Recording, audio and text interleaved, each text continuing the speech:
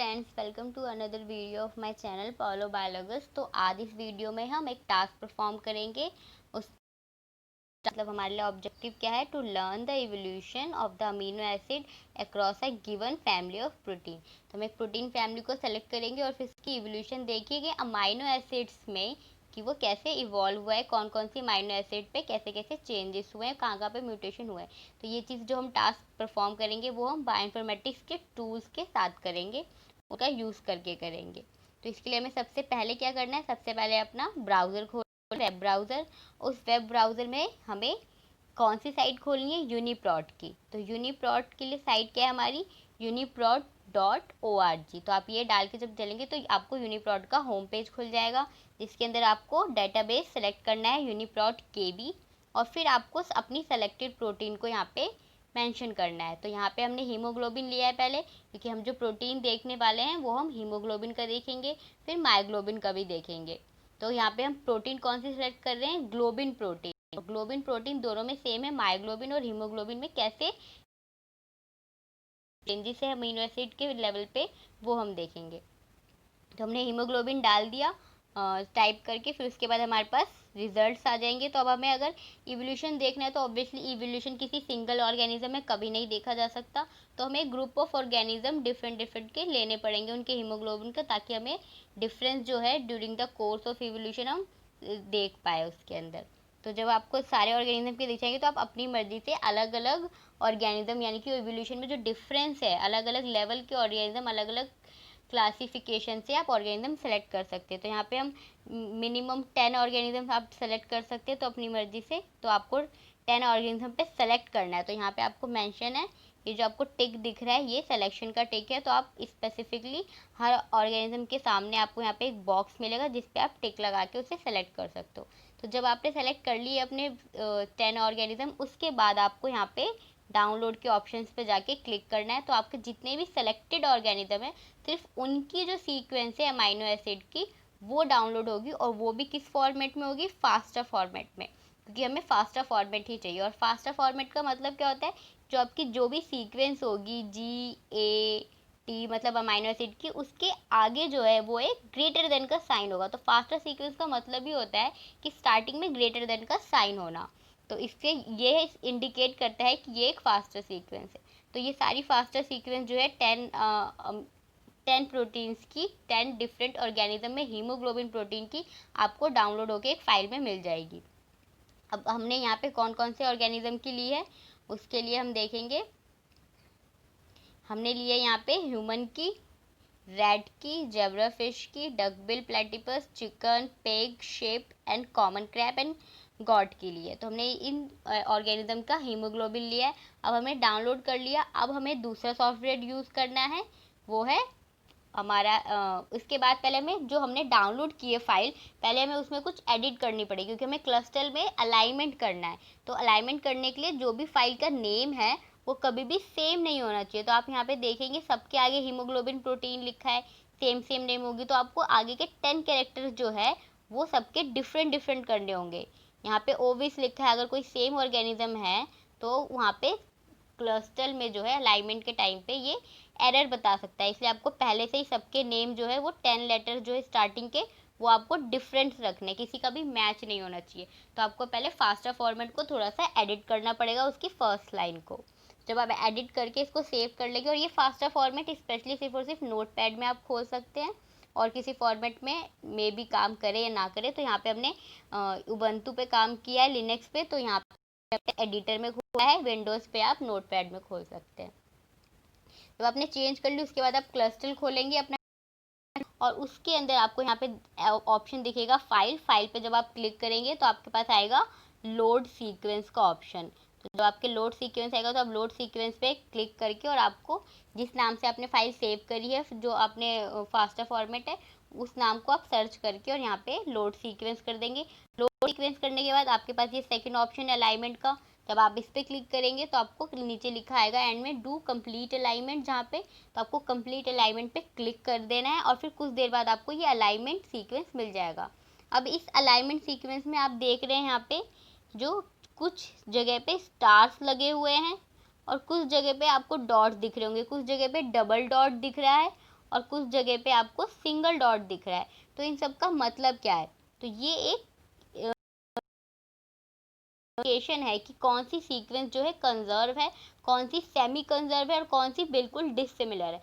तो आप देखेंगे जिस जगह पे स्टार है, तो यहाँ पे स्टार है, तो इस पूरी रो में ये जो जी जी जी आपको दिख रहा है, ये सब रो में पूरे में जी ही है।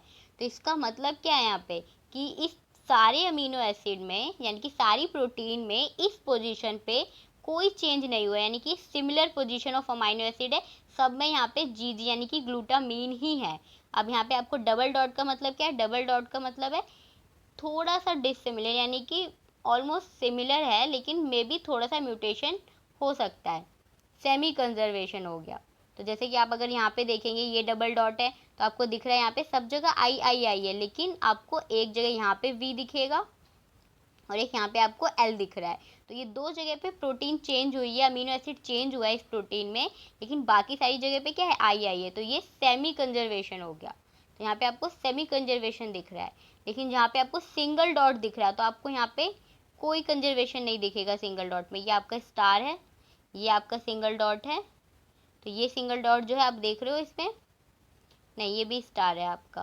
तो आपको यहाँ पे सिंगल डॉट जो है वो ये हो सकता है हमारा सिंगल डॉट। तो ये सिंगल डॉट है जिसमें डी डी फिर एस एस के, तो ये ऑलमोस्ट डिसिमिलर है, कोई कंजर्वेशन इसमें शो ही नहीं हो रही सिमिलैरिटी। तो ये टोटल डिसिमिलर है, तो ये आपके डिसिमिलर होंगे। तो आपको क्या करना है? आपको अपनी पूरी अलाइनमेंट में आपको काउंट करना है कि आपको कितने स्टार से कितने सिंगल डॉट और कितने डबल डॉट है, जिससे आपको कंजर्वेशन एरियाज का इंडिकेशन हो जाएगा और डिसिमिलर एरियाज और सेमी कंजर्व एरिया का इंडिकेशन हो जाएगा। उसके बाद आपको एक टेबल जनरेट करनी है एनालिसिस की, जिसके अंदर आप देखेंगे कंजर्व सीक्वेंस का एक कॉलम बनाएंगे, कंजर्व सीक्वेंस यानी कि आपको स्टार को काउंट करके लिखना है, सेमी कंजर्व सीक्वेंस का एंड डिफरिंग सीक्वेंस, जो कि टोटल डिफरिंग सीक्वेंस है वो होंगे सिंगल डॉट से। इसके बाद आप उसको एनालाइज करने के लिए डिलीशन भी देख सकते हैं। डिलीशन में आपका यहाँ पे गैप काउंट करना है। डिलीशन में आपको क्या करना है? गैप काउंट करके बताना है कि गैप कितना है, और फिर आपको उसका परसेंटेज निकालना है टोटल सीक्वेंस में से।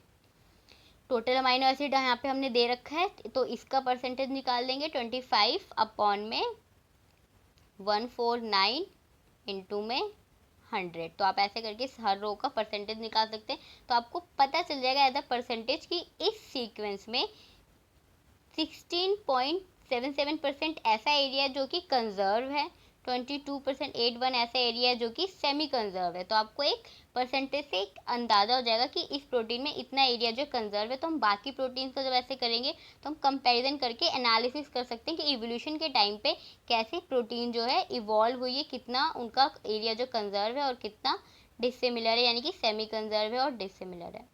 तो अब उसी तरह से जैसे हमने हीमोग्लोबिन के साथ किया, सेम हम मायोग्लोबिन के साथ करेंगे। तो मायोग्लोबिन के केस में हमने ऐसे सेम उसी ऑर्गेनिज्म के हमने क्या किए, सेम ऑर्गेनिज्म के अगर आप मायोग्लोबिन प्रोटीन मिले तो ज़्यादा अच्छा है, अगर ना मिले तो आप दूसरे भी ले सकते हैं। तो सेम काम हमें मायोग्लोबिन के साथ करना है। फिर हमने इसकी भी सीक्वेंस को अलाइनमेंट कर दिया क्लस्टल एक्स में।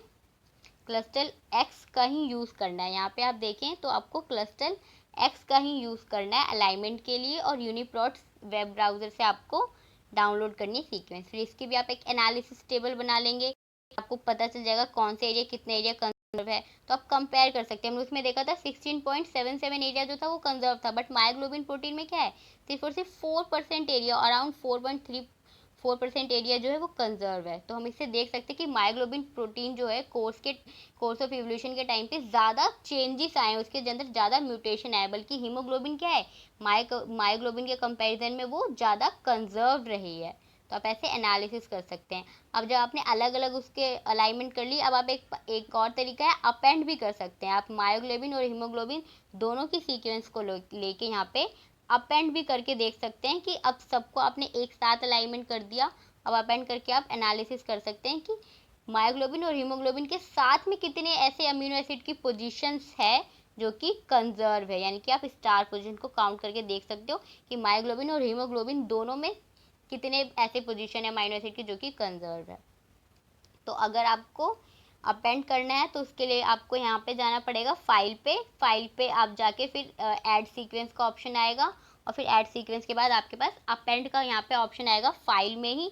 तो आप फाइल में से जाके सीक्वेंस को अपेंड कर सकते हैं। फिर आप अपेंड सीक्वेंस में भी अलग से कंजर्व करेंगे परसेंटेज एरियाज।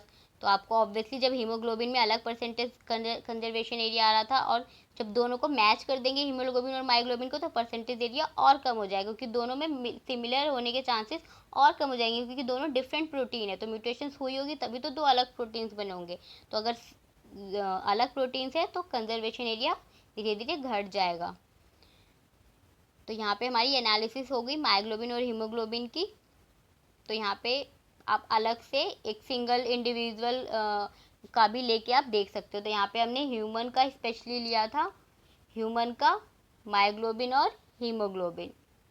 ह्यूमन का मायोग्लोबिन और हीमोग्लोबिन को लेके भी आप अलाइनमेंट कर सकते हो, पेयर वाइज अलाइनमेंट भी हो जाएगी। पेयर वाइज मतलब सिर्फ दो ही अलाइनमेंट सीक्वेंस होंगी, एक ह्यूमन की मायोग्लोबिन की, एक ह्यूमन की हीमोग्लोबिन की। फिर आप उसके अंदर कंजर्व कर सकते हो स्पेसिफिक कि ह्यूमन में ऐसे कौन से सीक्वेंसेस है जहाँ पे कंजर्व एरिया हुआ है हीमोग्लोबिन और मायोग्लोबिन में। तो ये उसकी एनालिसिस टेबल है, स्पेशली सिर्फ ह्यूमंस की। तो ह्यूमंस की मायोग्लोबिन और हीमोग्लोबिन में 23.6% ऐसे एरियाज है अमाइनो एसिड के जो कि कंजर्व है, यानी कि हीमोग्लोबिन और मायोग्लोबिन प्रोटीन जो ह्यूमन का है वो इतने परसेंटेज सिमिलर है।